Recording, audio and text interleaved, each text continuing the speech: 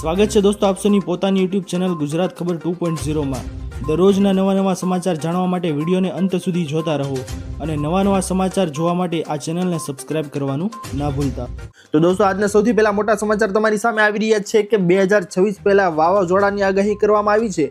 જી હા દોસ્તો, તમને જણાવી દઈએ કે હવામાન નિષ્ણાત અંબાલાલ પટેલે આગાહી કરી છે કે 16 અને 17 ડિસેમ્બરના રોજ તાપમાનમાં ફેરફાર થશે અને 22 ડિસેમ્બરથી રાજ્યમાં ઠંડીનો વધારો છે તે જોવા મળશે। સાથે દોસ્તો જણાવવામાં આવેલું છે કે જાન્યુઆરીમાં પણ રાજ્યમાં ઠંડીના પવનો ફૂંકાશે અને અંબાલાલ પટેલે એ ચેતવણી આપી દીધી છે કે ઉત્તર ગુજરાતના કેટલાક ભાગોમાં તાપમાન 10 થી 11 ડિગ્રી રહેવાની શક્યતા વ્યક્ત કરવામાં આવી છે। સાથે અંબાલાલ પટેલે કડકડતી ઠંડી વચ્ચે તોફાનની પણ આગાહી કરી છે અને તેમણે કહ્યું છે કે ડિસેમ્બરના અંતમાં બંગાળમાં એક સિસ્ટમ છે તે સક્રિય થશે, જેના કારણે હળવું ચક્રવાત બનશે અને 24 ડિસેમ્બરે અરબી સમુદ્રમાં ગતિવિધિ છે તે જોવા મળશે।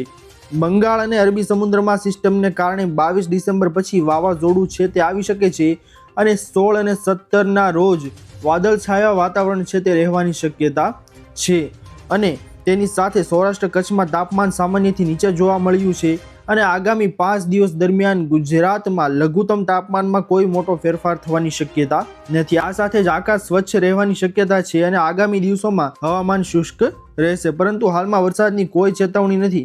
દોસ્તો તમને જણાવી દઈએ કે 16-17ના રોજ જે વાદળછાયું વાતાવરણ છે તે રહેવાની શક્યતા છે અને 22 ડિસેમ્બર પછી વાવાઝોડું છે તે આવી શકે છે, જેના માટે તમામ ખેડૂતો છે તેઓએ સાવચેત રહેવું અને ઉત્તર ગુજરાતના કેટલાક ભાગોમાં તાપમાન છે તે 10 થી 11 ડિગ્રી રહેવાની શક્યતા વ્યક્ત કરવામાં આવેલી છે અંબાલાલ પટેલ દ્વારા। તો આ ખાસ આગાહી છે દોસ્તો, જોઈ લેજો આજના વિડીયોમાં। ત્યારબાદની માહિતી છે દોસ્તો આપ સૌની સામે આગળ આવી રહી છે કે ખેડૂતોની આશાઓ ઉપર પાણી ફેરવાયું। દોસ્તો તમને જણાવી દઈએ કે કેન્દ્ર સરકારે સ્પષ્ટપણે જણાવ્યું છે કે પ્રધાનમંત્રી કિસાન સન્માન નિધિ યોજનાનો જે 2000નો હપ્તો છે તે આપવામાં આવે છે, તેમાં વાર્ષિક નાણાકીય સહાયને બમણી કરવાની કોઈ પ્રસ્તાવ હાલમાં વિચારણા હેઠળ નથી। જી હા દોસ્તો, સૌથી મોટા સમાચાર અત્યારના આવી રહ્યા છે કે જે અટકળો સંભળાતી હતી કે આ સ્પષ્ટતામાં વર્તમાન ખેડૂતોને 6000 મળે છે, તેના બદલે 12000નો વધારો કરવામાં આવે તેવી અટકળો તમને જોવા મળતી હતી। તે અટકળો ઉપર અત્યારે વિરામ લગાવી દેવામાં આવ્યું છે, કારણ કે દોસ્તો આપ સૌને જણાવી દઈએ કે શુક્રવારે 12 ડિસેમ્બર 2025માં રાજ્યસભામાં સંસદ સભ્ય સમીરુલ ઇસ્લામ દ્વારા ઉઠાવવામાં આવેલા આ પ્રશ્નના જવાબમાં આ જાહેરાત કરવામાં આવી હતી, જેમાં કૃષિ અને ખેડૂત કલ્યાણ રાજ્યમંત્રી રામનાથ ઠાકુરે પુષ્ટિ આપી હતી કે ચૂકવણી બમણી કરવાની હાલમાં સરકારની સમીક્ષા કોઈ પણ નથી।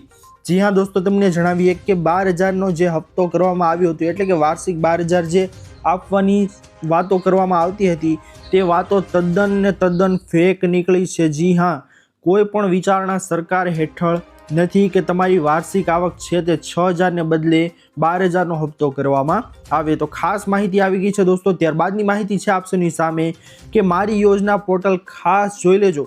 દોસ્તો રાજ્ય સરકાર દ્વારા નાગરિકોની સરકારી તમામ યોજનાઓ માહિતી આંગળીના ટેરવે ઉપલબ્ધ થઈ શકે તે માટે મારી યોજના પોર્ટલ છે તે લોન્ચ કરવામાં આવ્યું છે।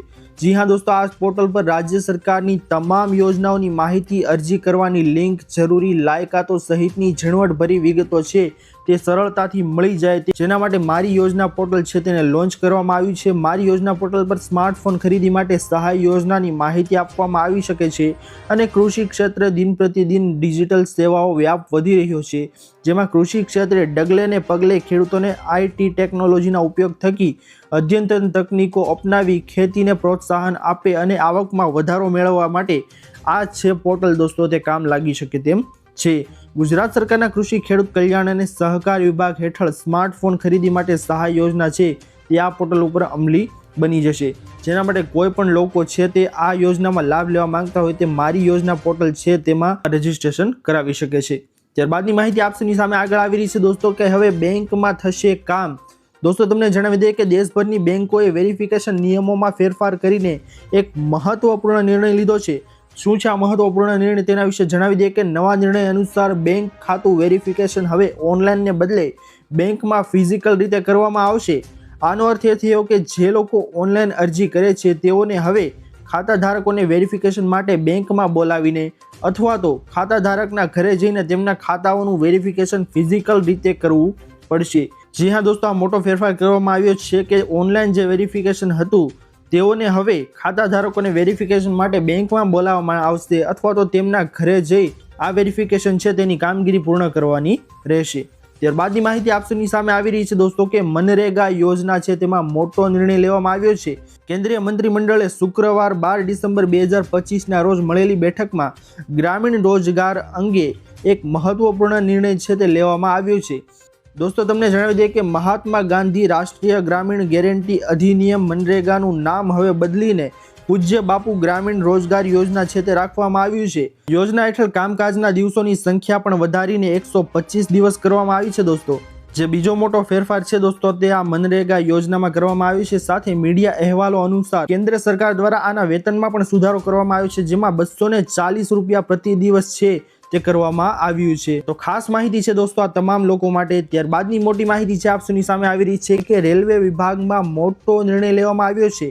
હવેથી રેલવે રિઝર્વેશન કાઉન્ટર પરથી તત્કાલ ટિકિટ છે તે બુક કરાવવા માટે મુસાફરોએ પોતાની ઓળખ સાબિત કરવા મોબાઈલ પર આવેલા OTP એટલે કે વન ટાઈમ પાસવર્ડ આપવો ફરજિયાત રહેશે। રેલવે મંત્રાલયનું આ પગલું છે તે ભરવા પાછળનો મુખ્ય ઉદ્દેશ્ય ટિકિટ બુકિંગ સિસ્ટમમાં ઘૂસી ગયેલા એજન્ટો અને દલાલોને રોકવાનો છે, જેથી છેલ્લી ઘડીએ મુસાફરી કરતા સાચા અને જરૂરિયાતમંદ મુસાફરોને સરળતાથી કસ્ટમ ટિકિટ મળી રહે તે માટે આ મોટો નિર્ણય છે દોસ્તો તે રેલવે વિભાગ દ્વારા લેવામાં આવ્યો છે। તો દોસ્તો ખાસ માહિતી છે તત્કાલ ટિકિટ માટે। ત્યારબાદની માહિતી છે દોસ્તો આપની સામે કે શું ખેડૂતોને જેલમાં નખાશે।